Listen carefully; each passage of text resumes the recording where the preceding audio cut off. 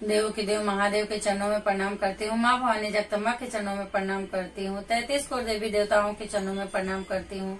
3 सूत्र बताने वाले हरिंदर भैया, नीलम दीदी के चरणों में प्रणाम करती हूँ। सभी गुरु भाई, सभी गुरु बहना के चरणों में प्रणाम करती हूँ। महादेव मेरा प्रणाम स्वीकार करे ना। तो गुरु भाई गुरु बहना, मैं एक कथा कहने जा रही हूँ। शिव चर्चा की कथा है, प्लीज सुनिएगा, पूरी कथा सुनिएगा।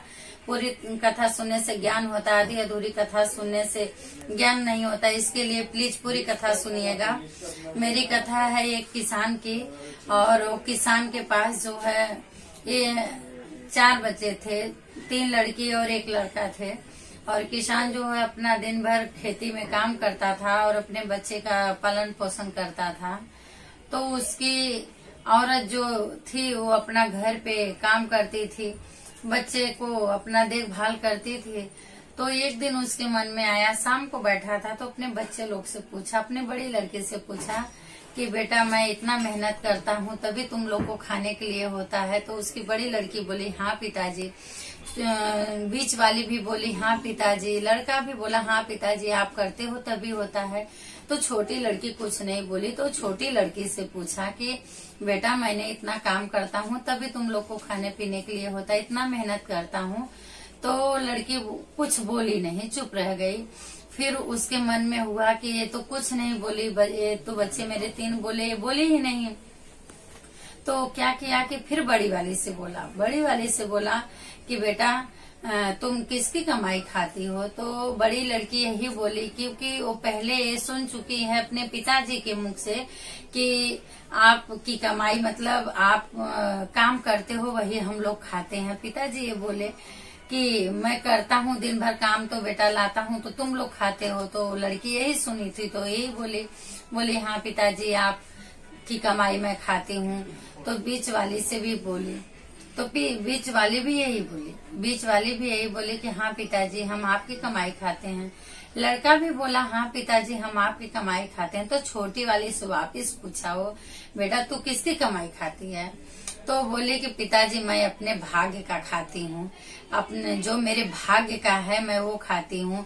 तो बोले कि अपने भाग्य का खाती, मेरी कमाई नहीं खाती। बोले नहीं मैं आपकी कमाई नहीं खाती पिताजी, मैं अपने भाग्य का खाती हूँ। तो पिताजी को ये बात सुन के तकलीफ हुआ कि मेरी ही कमाई खाती है और बोले ही अपने भाग्य का खाती है। तो पिताजी उससे गुस्से से रहने लगे, अच्छे से नहीं रहते थे। तो बड़ी लड़की धीरे धीरे सयान हुई तो उसकी शादी करने के लिए हुआ। तो उसका पिताजी के मन में था कि मैं ये अपनी लड़की लोग को अच्छे से घर बर देख के शादी करूंगा। और ये लड़की जो है छोटी वाली ये पूजा पाठ बहुत करती थी, भोले के मंदिर जाया करती थी, शिव की पूजा करती थी। लड़की छोटी थी, शिव की पूजा छोटे से ही करना चालू कर दी थी। अभी तो लड़की धीरे धीरे सयान हो रही है। तो फिर क्या किए कि बड़ी लड़की का अच्छा घर देख के शादी किए, दूसरी का भी अच्छा घर देख के शादी किए, बेटे को भी अच्छे से पढ़ाए लिखाए। और छोटी वाली की शादी करना हुआ। जब इस शादी की योग हुई तो उसकी शादी पिताजी देख नहीं रहे हैं, कर नहीं रहे, घर पर देखने नहीं जा रहे हैं।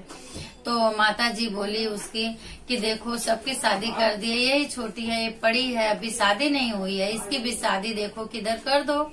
तो पिताजी बोले नहीं इसका तो अपने नसीब से होता है ना, तो ये अपने नसीब से इसका हो जाएगा। तो पिताजी को तो गुस्सा था वही पुरानी बात लेके। तभी वो लड़की बोली हाँ पिताजी नसीब से ही होता है। तो भी बोली वो लड़की कि नहीं मैं मेरे नसीब से ही होगा जो होगा। तो पिताजी बोले कि ठीक है तेरे नसीब से ही होगा।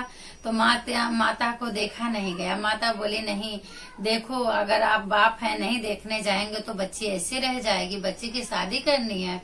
तो पिताजी निकले ढूंढने के लिए। तो ढूंढते गए, जहाँ ढूंढने गए पिताजी की जिस जगह पहुंच गए ढूंढने के लिए कि उसके पास घर बिल्कुल नहीं था और माँ बेटे 2 ही थे और घर उसके पास नहीं था। वो लोग झोपड़ी बना के रहते थे। तो गए उसी से बोले कि तुम जो है अपने बेटे की शादी करोगी। तो वो बोली कि देखो मेरे पास तो घर नहीं है, यही है मैं आपकी बेटी की शादी करके लाऊंगा तो रखूंगा कहाँ, उसको रखूंगी कहाँ। तो ये बोला कि नहीं ठीक है मैं ऐसे ही घर देख रहा था और आपका घर ठीक है, मेरी लड़की अच्छी है रह लेगी। तो अभी बोले ठीक है, आपको मंजूर है भाई तो कर दो। उनका भी तो ये हुआ कि भाई कोई पूछ नहीं रहा था, अभी कोई सामने से पूछ रहा है, तो वो भी बोले ठीक है भाई, आपको मंजूर है तो कर दो। अपनी पत्नी से बोले कि मैंने बहुत अच्छा घर देख लिया, बर देख लिया, बहुत अच्छा लड़का है, संस्कारी लड़का, संस्कारी परिवार है, घर द्वार अच्छा है, और शादी ठीक करके आ गया। तो माँ भी खुश हुई कि चलो अच्छा हुआ, 2 लड़की की हो गया था, एक ही बाकी थी, इसका भी हो गया। अभी ये लड़की जो है सुनी तो ये लड़की भी बोली हाँ मेरे ही नसीब से जो होगा। माँ बताने लगी, बोली मेरे नसीब में जो होगा वही होगा, मेरे नसीब से ही मिलेगा। उसके बाद में जब भी वो शादी करने आए तो लड़की की जैसे हर लड़की की शादी होती वैसे उसकी शादी हुई, और शादी करके जब भी लेके गए तो मड़ई में उसको उतार दिए, झोपड़ी में, अपने झोपड़ी में जब भी उतारे, लड़की देखी झोपड़ी तो लड़की तो भी तकलीफ नहीं हुआ उसको, वो फिर झोपड़ी भी देख के वो लड़की खुश है। वो बोली मेरे नसीब की बात है, मेरे नसीब में ऐसे ही है। वो लड़की जैसे मैके में अपने पूजा पाठ करती थी, जैसे अपने मैके में भोलेनाथ के मंदिर जाया करती थी, तो अपने सास को बोली कि माँ मुझे शिव मंदिर बताओ, मैं पूजा करने जाऊंगी। तो उसकी सास बताई, शिव मंदिर जाने लगी, वहाँ भी पूजा करने जाने लगी, और पूजा करके आती तो अपने घर का सारा काम करती।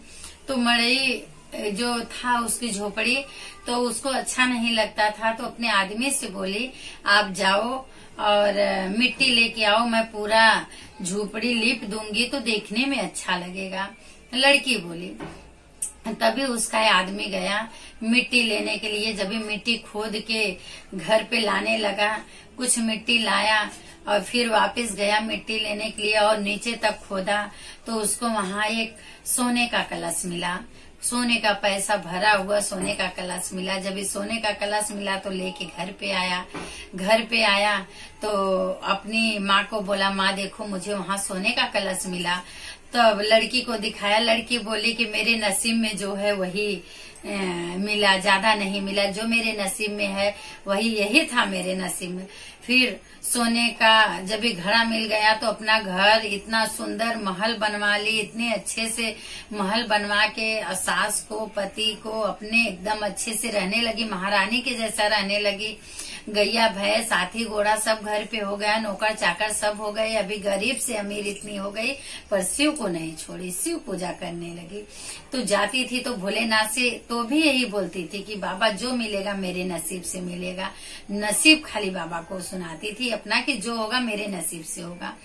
उसके बाद में कुछ दिन बीता तो उसका पिताजी सबके घर पे जाने लगे, पिताजी सबके हर बेटी के घर पे जाने लगे। तो जो बेटी के अच्छे अच्छे किए थे उनके भी घर गए।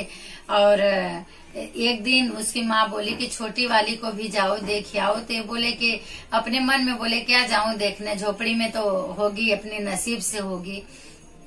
तो माँ 2-3 दिन बोली तो पिताजी बोले कि डेली बोलती आज जाके मैं देख के ही आता हूँ। गए जब भी देखे तभी उसका झोपड़ी खोजने लगे कि झोपड़ी कहाँ गई है। तो महल बन गया, लग रहा है कि भगा दिए यहाँ के लोग, झोपड़ी भी तोड़ के भगवा दिए, किधर गए ये लोग। तभी वो लड़की महारानी तो बनी थी, छत पे डोल रही थी अपने, देखी तो बुलाने लगी पिताजी पिताजी मैं यहाँ हूँ पिताजी। तभी पिताजी ऊपर देखे तो उनकी लड़की उतरी आई, पिताजी का पैर छुई और पिताजी को पानी लाई, उनका पैर धोई। पहले लोग ने पानी लाके पैर धोते थे, तो पैर धोई पिताजी का। उसके बाद उनको जलपान कराई। फिर पिताजी बोले बेटा तुझे तो मैंने ऐसे किया था, झोपड़ी में तेरी शादी किया था, इसीलिए तेरे इधर नहीं आ रहा था, तू इतनी अमीर कैसे बन गई। तो बोली कि पिताजी मेरे नसीब में जो था वही हुआ, जो मेरे नसीब का था वही मिला। तो बोले बेटी तू शुरू से ही क्यों बोलती है। तो लड़की बोली पिताजी मैं भोलेनाथ की पूजा करती हूँ, आपके इधर थी तो भी करती थी, यहाँ हूँ तो भी करती हूँ, तो मैं भोलेनाथ से एक ही बात बोलती हूँ कि भोलेनाथ जो मेरे नसीब में होगा वही मिलेगा, उससे ज्यादा नहीं मिलेगा। तो पिताजी बोले कि बेटा ऐसे कैसे हुआ। तो बोले कि पिताजी मैंने घर लिपने के लिए मिट्टी मंगाई तो उसमें सोने का कलश मिला। तो उसी कलश से इतना आगे हमारा हुआ। तो मेरे नसीब में यही था पिताजी, यहाँ तक तो तभी ऐसे हुआ। और मेरे बाबा भोलेनाथ की कृपा हुई, तभी भोलेनाथ ने इतना मुझे दिया और इतना यहाँ तक किए भोलेनाथ। तो भगवान पे विश्वास करो पिताजी, मुझे तो भोलेनाथ पे विश्वास था कि मेरे नसीब में जो होगा, तो मेरे नसीब में यही था पिताजी, तो यही हुआ मेरे नसीब में। तभी उनके पिताजी बोले कि हाँ बेटा, अभी तू मेरे से बड़ी हुई, मैं तेरे से छोटा हुआ, तू सही बोलती थी, जो नसीब में रहेगा। मैं तो तुझे अच्छा नहीं घर देख के किया था, तो तेरे नसीब से ही इतना आगे हुआ। तो भोलेनाथ का पूजा उनके पिताजी भी करने लगे। आए घर पे अपनी औरत से बोले कि मैंने ऐसे झोपड़ी में शादी किया था, वो तो महारानी बन गई। जिसको महारानी करके शादी किया था, वो महारानी वैसे की जैसे किया था वैसे ही रह गई हैं। तो सही बात, अपने अपने नसीब से मिलता। उस दिन उनके पिताजी का दिमाग खुला उनके बेटी की वजह से कि अपने नसीब से जो रहता वही मिलता है। बोलते हैं ना, समय से पहले भाग्य से ज्यादा कुछ नहीं मिलता है। तो जो अपने नसीब में जब के लिए जो लिखा रहेगा, जो नसीब में मिलने के लिए रहेगा, जिस समय पे मिलने के लिए रहेगा, उस समय पे वो मिलेगा। हम कितना भी सर पटके, लेकिन पहले नहीं होने वाला है। जब बाबा भोलेनाथ का आसन डोलेगा और बाबा का पूजा पाठ विश्वास से करोगे अपने मन, तो भोले बाबा जैसे उस लड़की पे दया बरसाए, जैसे उस लड़की पे कृपा किए बाबा, वैसे सब शिव शिष्यन पे कृपा करना, सब पे दया बरसाना। तो बोलिए शिव गुरु महाराज की जय।